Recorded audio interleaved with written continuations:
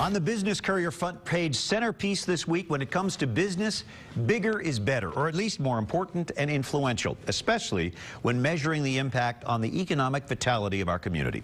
Courier 250 highlights the biggest organizations in Cincinnati and northern Kentucky.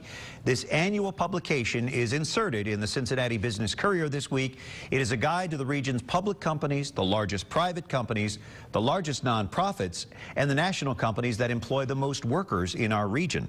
The combined 2012 revenue of all Cincinnati-based organizations featured in the publication is $329 billion. Total employment for 2013, 1.2 million people. To talk about Courier 250, what's in it, why it's important to you, and how you can use it, Business Courier editor Rob Dahlmeyer joins Business Watch Kelly Leon, our producer, in the studio. Rob and Kelly? Thank you, Brian. Rob, this is a massive undertaking. It is. For the Courier. You're exhausted. Yeah, that's right. That's right.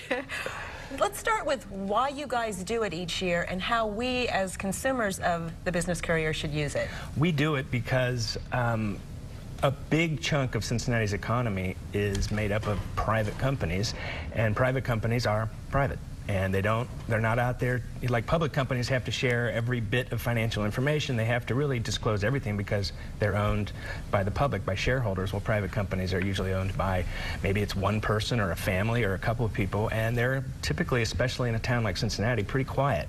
But there's a ton of value we see in giving our readers the ability to get a bunch of information about these companies, who's running them, how big they are, what kind of markets they're trying to get into.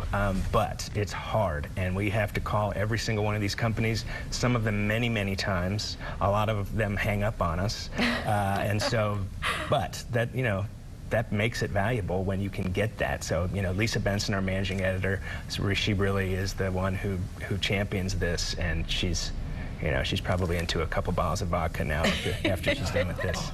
Not Lisa. No, probably not Lisa. Actually, wine. Well, maybe.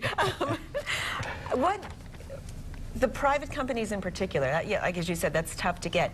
Once we have this beautiful document, why should I keep this in my office, and how should I use it? How should I reference it? Well, we feel like this has a year-long shelf life until we do the next one. And it's because these are snapshots in time, but they do give a lot of archival detail.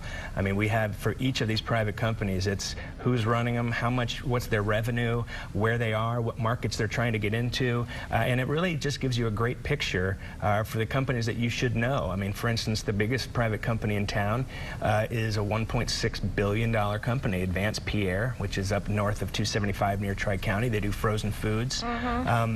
And on down the list, we've got 4 private companies in town that have revenue of over $1 billion, and a lot of people don't know that. Any big surprises that you can share with us that came out of this? The big surprises are how good the private companies, specifically, how well they've been able to keep up through the recession. You know, the recession is, I guess, technically over, but most companies would say it's not, but how well they've held up. So Advanced Pierre's on the top, but also companies like United Dairy Farmers. They're approaching $1 billion in revenue. Castellini companies, Bob Castellini, the owner of the Reds, has an enormous company that has not just fruits and vegetables, but they have transportation, etc.